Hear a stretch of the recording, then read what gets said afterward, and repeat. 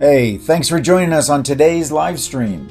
Please consider this our gift to you, an exploration into the spiritual realm, the universal architecture of infinite possibilities.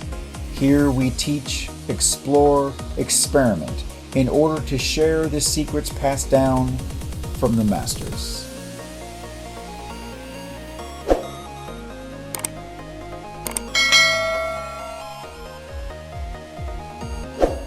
It's a way to hijack your thoughts and bring your mind into realms of alternate realities without any conscious resistance whatsoever. It can transport you instantly into the past or dreamily into the future that hasn't happened yet, or perhaps never will for you, while keeping your body completely intact in the here and now. We've used them from the earliest of development stages as a stealthy tool to better understand the world around us, within us, and beyond us. When we engage in the right one, it has the power and the potential to ignite myths of epic proportions or shine light on the meaning of life. It's a secret code in the matrix that isn't talked about or explored, often considering how rampant it is throughout every human experience from the earliest stages of cognition until the moment of transition or evolution into another plane of existence.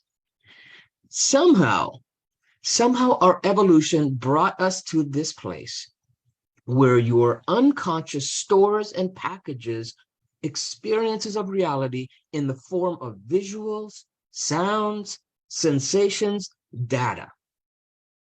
And how we share that data so that it becomes most relatable and understandable to the rest of our species. It's done through the use of what we call metaphors. A metaphor is a figure of speech in which a word or phrase literally symbolizes one kind of object or idea and is used in place of another to suggest a likeness or an analogy between them. And in doing so, it allows us to make leaps beyond the rational comparison so that we can land firmly onto a solid ground of identification or fusion of the two seemingly or distinctly different objects, ideas, or concepts, and then birthing a new reality that has the characteristics of both. We don't have enough time in this live stream to dive fully into the underground landscape of how, when, and why your unconscious plays with the dynamics of metaphors constantly in your waking and sleeping life. But by the end of this stream, you'll start to recognize just how much impact the metaphors in your life have had on you, on who you've become, the choices you've made, and the reality you experience. And for those of you who want to pull back the veils and step into the true power of a refined and purposeful metaphor to reflect your soul's theme, which we'll talk about, we talked about in our the soul's theme we talked about in our last stream last week. We do have a master lab coming up called Crafting Your Life Story for Inner and Outer Evolution. And we spent some time looking at the impact metaphors have had on your life without you even knowing it. And then investigating how consciously choosing new metaphors is one of the fastest ways down the yellow brick road to an enchanted forest filled with wise and insightful adventures. Great one, great one. So, can I open up with a question for you? Which would you rather hear on Valentine's Day? I love you? Or my heart is a bottomless ocean of love that thinks only of you? Yes, this episode is brought to you by Hallmark greeting cards. Or did they actually really, Gary, discover today's secret back in 1910? because in 1910 is when an 18-year-old Joyce Clyde Hall stepped off a train in Kansas City, Missouri, with nothing but 2 shoeboxes of postcards under his arm. He had little money, and not even enough to take a horse-drawn cab to his lodgings at the YMCA. They might have Uber horses back then, I'm not sure, but nevertheless, he could not afford it. But he did have an entrepreneurial spirit, and he did have determination. And Hall quickly made a name for himself with the picture postcards that he sold. Armed with the success of the Hall brothers' greeting cards, JC and his brother continued to innovate. Their first foray into the innovation of utilizing the power of metaphors. It came 4 years later with 9 simple words. When you care enough to send the very best. And was born from a 3x5-inch note card. You've read them, you've sent them, you've stood in front of that rack for seemingly hours searching for that right one perfect card to express your thoughts, your sentiments, your feelings and emotions. But they had to be just right. We couldn't think of a more popular example of the use of metaphors, of words, sentences, and phrases, all metabolizing into smiles, tears, unicorns, and butterflies, touching the tenderest of just pure, raw emotions. Do we all agree? Give me some likes down in the comments. Tell me are you a Hallmark fanatic or some variation? Because I know, like, when you go into the, they have their Hallmark stores, but they don't just do Hallmark cards anymore. They've got a barrage of all these different, pseudo Hallmark or lookalikes or whatever the case may be. I mean, it's overwhelming. And I have literally watched people, while I'm standing there for what seemed hours, ponder and ponder and ponder. Are you a ponderer? Let me know. And it's definitely an art, and metaphors are inconspicuously weaved throughout so many aspects of our lives. Again, it's such a large topic that we just don't have time to cover it all. And Hallmark, as you know, is an example of an entire industry that relies on crafting and mastering metaphors. Right? So that people so that metaphor resonates with that person reading those words and the experience they're having, and then tap into all different levels of connection and emotion, from mental, emotional to physical, and to be able to put that into words. So welcome everyone to episode 97 of Hacking the Infinity Matrix. We're almost at 100, which is crazy. You've been overthinking reality until now. We'd love to hear where you're all tuning in from, so help us out so we don't have to guess. Tell us in the chat where you are right now. What's the city and the country that we are having this virtual connection with you?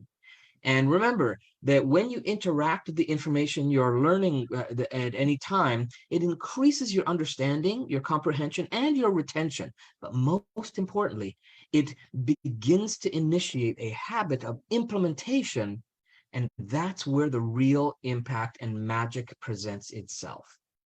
So if this is your first time joining us on the live stream, we thank you for spending this time with us. We'd love to hear from you so we can properly welcome you into the community. So drop a hashtag first time in the comments. That's hashtag first time in the comments if it's your first time. So we know who you are. And after the stream, one or both of us will circle around to personally greet you and thank you for being here. And if you enjoy our content, we would like to, if you enjoy our content and would like to consume more, perhaps binge watch over the holidays, or perhaps even in preparation for the new year. You can find us on. Say it again. That's right, like in your face, Netflix, binge watch Right, us. you know. You can find us on YouTube by using the handle at Infinity Matrix. That's the at sign Infinity Matrix, and it will be like like you've clicked your heels and you're magically transported to all of our previous episodes, interviews, and what we call time clips. We'd appreciate it if while there you subscribe, hit the bell for notifications before you click your heels and end up somewhere else. All right. And you can tell I enjoy playing with metaphors. If you're not already watching our content You also there, sense the you can. theme. If you're not already watching our content on our group, you can also join our private group, our Facebook private group. It's a growing community of almost 9,000 people, all of similar mind in their desire to eliminate the negativity and limitations and explore real life legitimate ways of having more joy, happiness, and freedom by hacking the Infinity Matrix. It's free. And all you have to do is head over to facebook.com/groups/the Infinity Matrix, answer all 3 entry questions, and you'll be automatically accepted into the group. Okay. There's 3 questions are for us to weed out any of the spammers and kind of minimize that in the group. You'll also get the opportunity to join our VIP list for exclusive content throughout the year. So go ahead and choose to do that when you're ready. Yeah, and we'll drop all the links in the comments too. So by the end of the show, so you'll have direct access to us. So when we talk, sometimes we say things directly. I'm going to the store. I'll be back in 5 minutes. While other times through talk, we talk in a way that conjures up a small scene. It's raining cats and dogs outside, we say, or I was waiting for the other shoe to drop. Metaphors are a way to talk about one thing by describing something else that may seem roundabout, but it's not seeing and hearing and tasting or how we know anything first. Metaphors think with the imagination and the senses. The hot chili peppers in them explode in the mouth and in the mind. They're also precise. We don't really stop to think about a raindrop the size of an actual cat or dog, but as soon as I do, I'll realize that I'm quite certain the dog has to be a small one, maybe a Cocker Spaniel or a Dachshund. But please, no raining of Golden Labs or Newfoundlands. There's a paradox of 2 metaphors. They almost say things that aren't true. And if you say there's an elephant in the room, there isn't an actual one there looking for a peanut dish on the table. Metaphors, they get under your skin by ghosting right past the logical mind. Plus, we're used to thinking in images every night we dream, and possible things when we wake up, that way of thinking is still in us. We take off our dream shoes and button ourselves into our lives. Some metaphors include the words like as sweet as honey, strong as a tree, built like an oak. Those are all similes. A simile is a metaphor that admits it's making a comparison. Similes tend to make you think metaphors that let you feel things directly.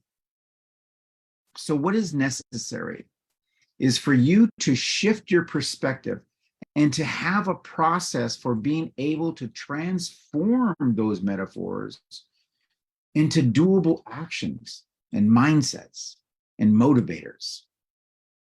Now, I know I spoke about Hallmark's beginnings, but let's also understand the power of metaphors. And Gary said this earlier, the power of metaphors and how long they have been around. Oh my gosh. How they have been utilized in teachings for centuries. A lot of the earliest writings that we know of have meanings that have carried through time, which all, if not most, have been metaphors. all because of the way our brain works and how we are able to relate to them. So it's clear that your definitions create your perception of your experiences.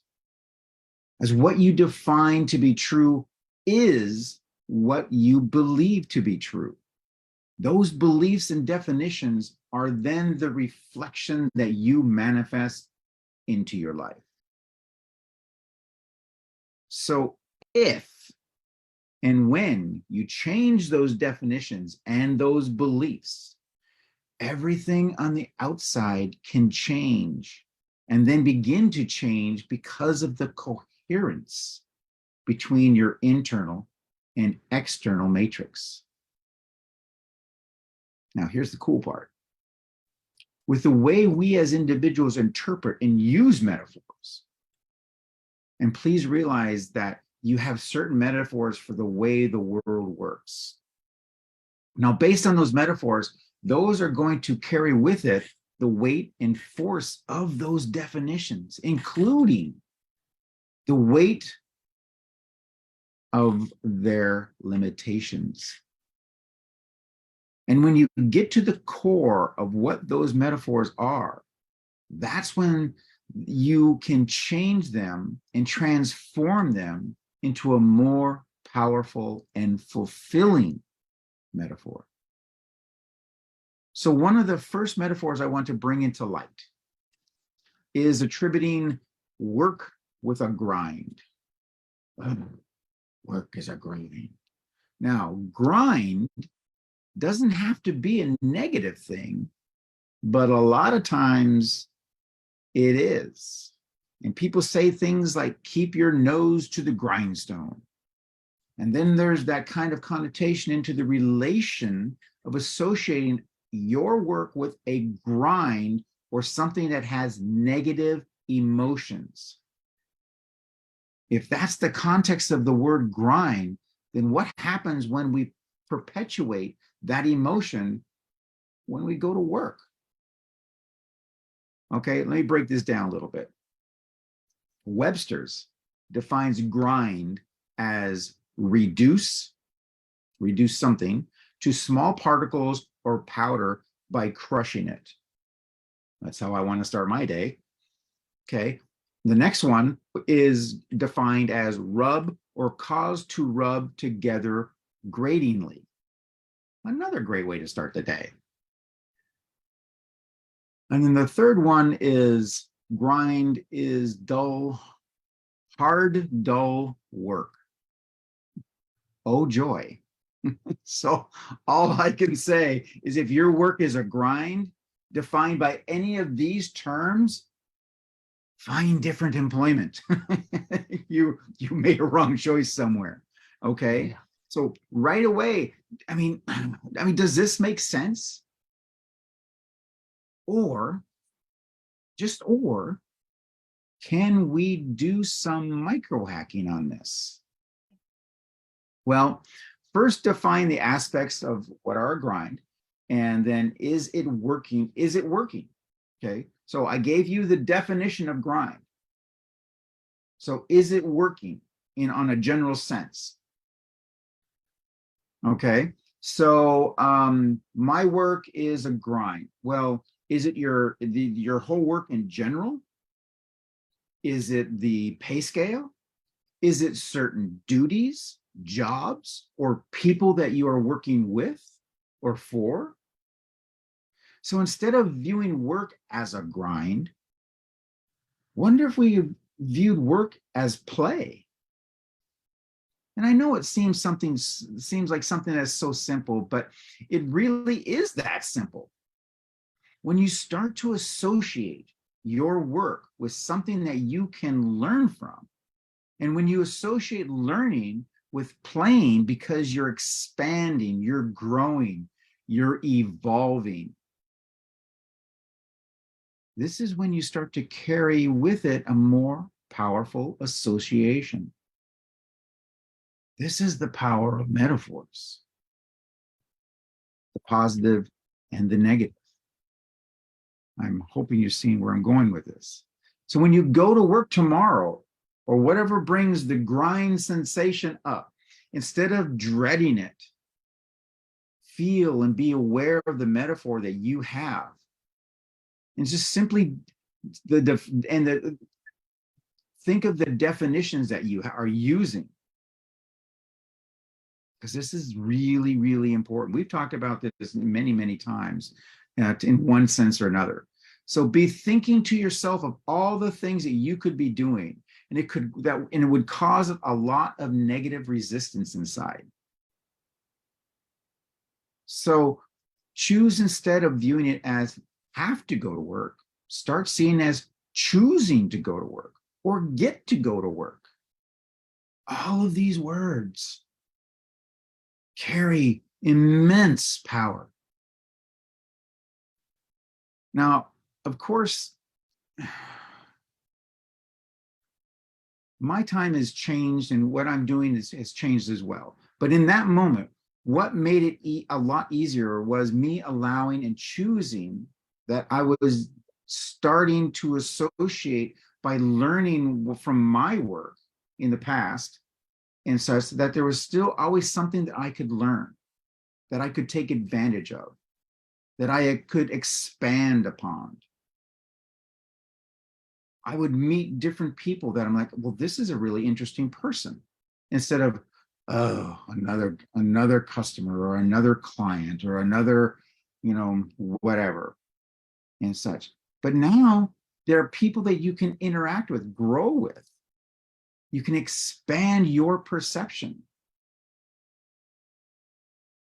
So you want to bring to the table, all that you have to simply do is change from your work, from being a grind, being a burden, something that you hate to do, and always looking towards the weekend. Isn't that terrible? We work all week just to get to the weekend. It's like we want to just kind of blank 5 days and just, oh, I'm only living for these 2. Start to associate work with being played, with being something you choose to do, with being something that you learn from, and associate learning and playing. So another metaphor is life is like a test, to which I prefer that life is being more like a game. Now, let's dissect both of these. If life is like a test, what kind of emotion comes from being a test? Well, most likely, we went through the school system where we had to take tests on things that we didn't really like. And there's a negative association with that. And when you think of a test, you think of judgment. You think of the negative connotation of being analyzed. Now, thinking of life as a test can sometimes have the connotation of having a lesson from negative experiences, which can be a powerful thing. But when you always feel like you're being tested, what happens is you always feel so serious in the moment that we feel like there's always eyes on us from above. Remember always looking up at the teacher? I'm sorry, teacher. I'm sorry I didn't pass. I can do better. So what happens when you feel so serious in the moment is we feel like there's always those eyes. But if you change from life being a test to life being a game, feel how that feels inside. Doesn't that feel better? This is a game. Right off the bat. It's a lot more fun. There's a lot more possibility because you realize that you have control over the direction that you go. You just like you would if you were playing a game. You're more in control. And isn't that kind of what where all of the frustration and anxiety is coming from in these current days? Is that we just feel like we're just being, funneled down a tunnel. Now, this will dramatically change the way you see the world, because rather than seeing things that are happening to you, it's all about a serious test. It's more of something that you can control over the action that you take in the present moment. That just sounds so much more fun. And the last example is life is a gift rather than a burden. Now, this involves bringing gratitude into our daily experience, which reminds me, as Gary said earlier, you can check out our YouTube channel, but look specifically for episode 93, Understanding the True Power of Gratitude, then also episode 52, Gratitude and the Universe It Creates. And while you're there, please do click subscribe and ring the bell and stay up to date with all of our teachings. But when you start to view life as something that is precious, something that is sacred, or something that is a gift, it changes the whole way that you see everything. Because instead of life being like something that's so burdensome by karma, or something that we're paying for something that we did before, that has a certain energy and a grit, and of course we can learn from prior experiences, yes, but the power really comes in the gratitude for where you are in the ability of breathing in and breathing out the air that you breathe, of eating and drinking water, or whatever it is. We can start to see the gift and the gratitude for having just the bare necessities, for having relationships to other people, for being alive right now. So there's so many different ways of looking at it. But if you simply have gratitude in your daily experience and you start to view your life as a gift, it will change everything. Because then you start to generate the emotion within a feeling that gratitude, and when you start to get more and more experiences in your life that reflect that gratitude back to you. So remember, it's more about who we are being than what we are thinking about. And if we are embodying those emotions and see more of a reflection of our life, of that feeling. So simply decide that you can focus on when you can wake up in the morning, the things that you're the most grateful for. Pick 3 things every day, focus on them. Generate the emotion within and realize that life is a gift rather than a test. So if these metaphors are powerful for transforming our life experience, the way our brain works is very influenced by those metaphors. So if you start to simply see that life is a gift, if you start to know that you can influence and change it from being a test to being more of a game, then that will make a profound change in your life. And all you simply have to do is decide to see it from a new point of view. So what metaphors are prominent in your life? Which ones are? Where did you learn them? What definition do they have for you? Not for me, not for Gary, for you. Is there a better definition? Or can the metaphor just simply be discarded? I'm going to give you a few examples. I'm going to run through this list real quick and see if any of these kind of trigger anything. So life's a beach. Now, mind you, there's a different word that beach is substituting for. So there's a lower, a sub connotation there. Okay, here's another one. God works in mysterious ways. Okay. Time is money. Really? I fell into a depression. I was walking down the street and I just fell right into it. His crocodile tears do not convince anyone. His heart is a desert. You can't be so blind. Oh, he broke her heart. and I'm between a rock and a hard place. Metaphors aren't always about our human lives and feelings. A good metaphor isn't a puzzle or a way to convey hidden meanings. It's a way to let you feel and know something differently. Metaphors give words a way to go beyond their own meaning. They're handles on the door of what we can know and what we can imagine. And each door leads to some new house and some new world that only one handle can open. What's amazing is the best.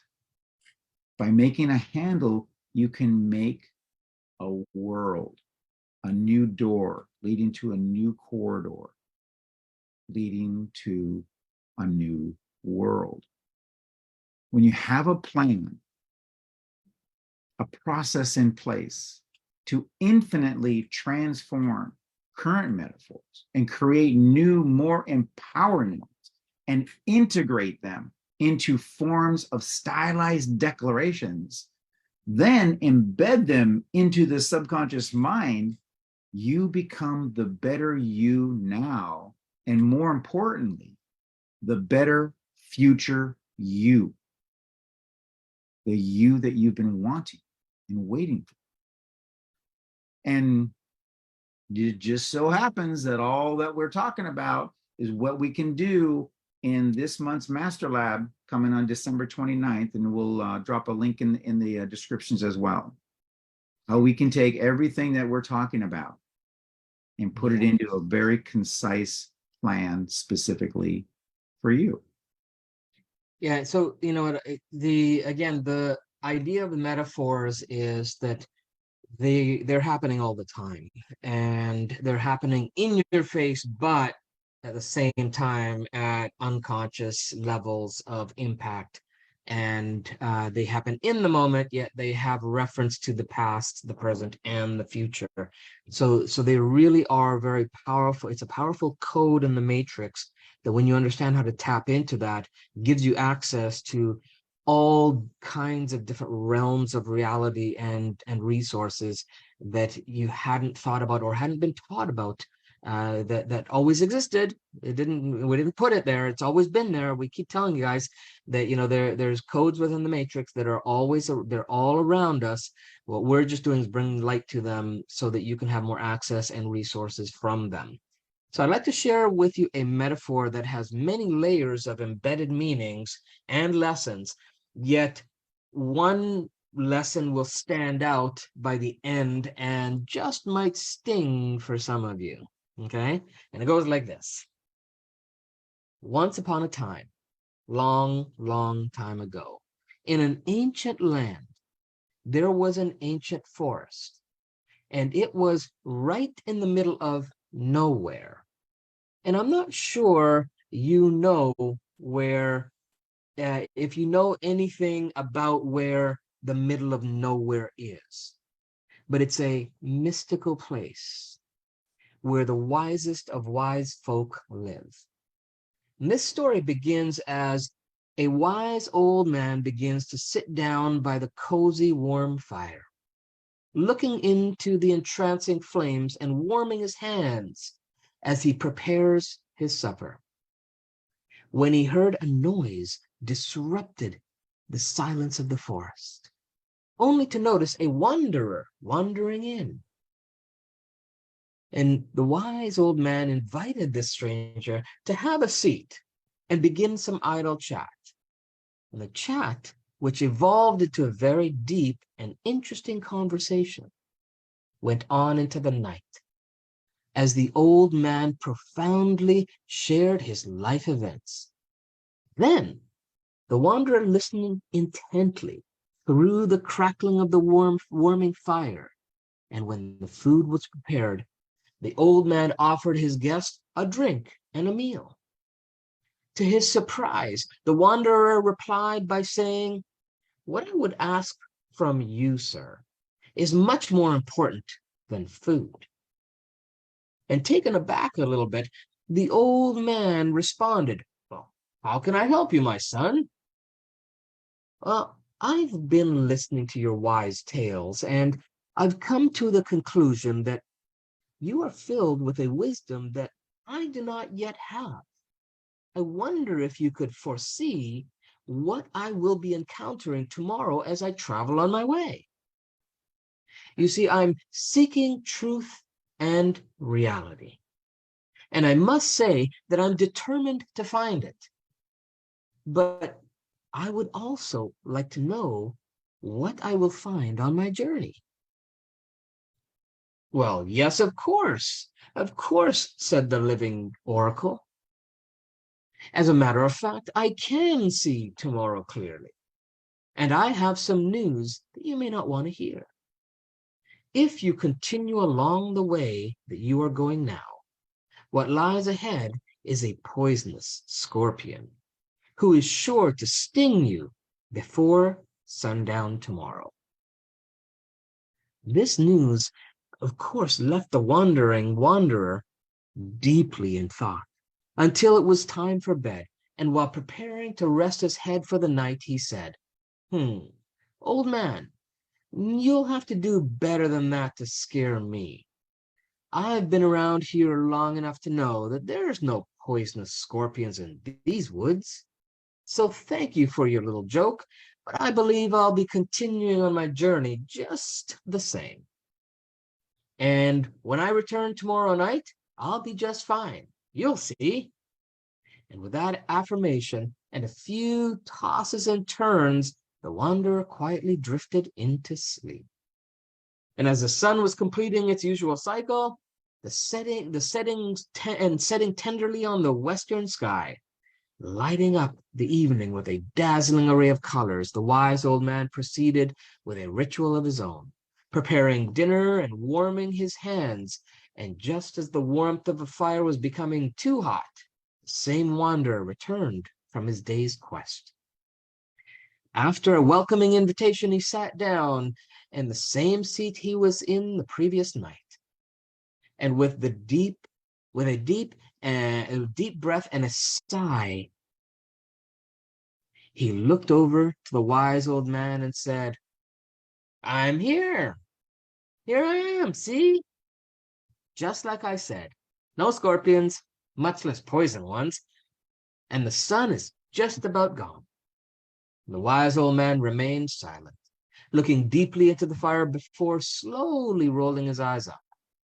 And through the campfire smoke, squinted at his guest for what seemed like a long time, then finally responded, Indeed, I must say, you are far more fortunate than most. This calls for a celebration. Why don't you gather up some rocks and wood to make an altar where we can have a ceremonial fire, thanking the universe for your safety. With little contemplation, the wanderer decided that it was a great idea and quickly gathered up the rocks, which he strategically placed to create his altar. And when the building, with building excitement and anticipation of the celebration, he wandered into the forest to find the wood he needed for burning. And after a short time, he returned with an armful of wood, only to be greeted with a startling shout. Drop all the wood in the fire immediately. There's a scorpion hidden inside one of the logs. If you don't burn it now, you'll surely be stung. And having little faith in the predictions of the old man, the wanderer replied, Silly old man, I didn't fall for the scorpion story last night. What makes you think it'll work tonight? You must be trying to pull a fast one on me again and making me waste my wood. We both know the real truth. There are no scorpions. And just as the guest was finishing his last word, there was no scorpions. A scorpion crawled onto his foot from inside one of the logs that were at his feet and stung him on his ankle. Kicking the scorpion off and into the fire, the young man began to yell and scream, and with his newfound fear of death, turned to the wise old man. Please, I beg of you, please forgive me for not believing. Please forgive me for not taking heed to your warnings and dismissing them as a joke. Can you tell me how bad the bite is? Will I die from the poison? Please tell me. You can use your magic to heal me." And the wise old man seemed preoccupied with the dying scorpion in the fire. And after what seemed like an eternity, he looked over to the young wanderer and said, "Forgiveness is no problem. You're easily forgiven. I'm sorry to report, though, that you may very well die from the sting of that scorpion, but only if we don't extract the venom from your body. As for my magic, I unfortunately do not have any that will save you, because the truth and reality is, unlike the insights and warnings, which didn't seem to help you because you didn't believe them, some poisons are in the mind and may be difficult to extract. So allow that metaphor to stay with you only as long as it has the impact that you need to go boldly into 2023 and live your life with more passion, more purpose, and fully aligned with spirit. And in closing today, we ask that as we do every week, we ask that you dare to be exceptional. And the only way to do this is to implement what you learn and learn from what you implement. Until next time, thanks for joining us again, and and be well. Enjoy the holiday celebrations for those of you that participate this time of year. And until next time. And just another reminder, we want to thank you for joining us today again. But again, don't forget to check us out on YouTube, and just put @Infinity Matrix in the search. It'll take you straight to our page. And also think again about joining us on our private group, Infinity Matrix. It's free, it's awesome, and there's a lot more stuff going on there than anyone can possibly imagine. Yeah, in 2023, we got some great stuff coming. So join us in that group, watch us on Facebook, on YouTube, and for sure, we've got some really great stuff for you guys. As we've been doing, we're going to continue that and add some additional things that I think you guys will all enjoy. And we've just we've started into the world of YouTube Shorts. That's interesting. Yeah, right. So quick snippets, right? You know, as there was a motivational speaker many years ago. I don't know if he still does anything right now. His name's Willie Jolly, and he used to say it only takes a minute to change your life. And he only did these 1-minute clips. And it's all he did. He just these 1-minute clips, and this was like way before shorts. I mean, this is way before internet stuff. This is like back in the mid '90s that he was doing his shtick. So and the yeah, old it's the new. That's right. But it's a lot of fun. We really enjoy it. I'm sure you'll see a lot of you have joined us before. Again, if you're on the replay, please put in #replay, and we'll get back to you as well. And you can do the same thing on YouTube if you make your home there and are more comfortable there. But yeah, we'll respond there too. If you're watching us and you watch us there, we'll definitely connect and respond there as well. And I was going to mention something else. Oh yeah, and also if you want to keep an eye out for information on the Master Lab that we have coming up next week, which is pretty awesome. It's going to be really, really powerful, and it's crafting your life story for transformation evolution. It's really, really powerful. It really is. It's one of our favorites. Be well, everyone. Thank you. Happy holidays. So we truly hope you enjoyed this latest live stream. Each week, we bring you the best in cutting-edge techniques and processes to help you better yourself and create the reality you desire. In order to stay notified for more live streams like this, as well as any upcoming interviews, master labs, or time clips, be sure to click the like button and ring that bell. As a matter of fact, you might be ready to step things up for yourself. You see, everything and everyone you've been exposed to in our live streams all have one thing in common. They've harnessed their own potential, claimed their badass self, raised their game, and leveled up.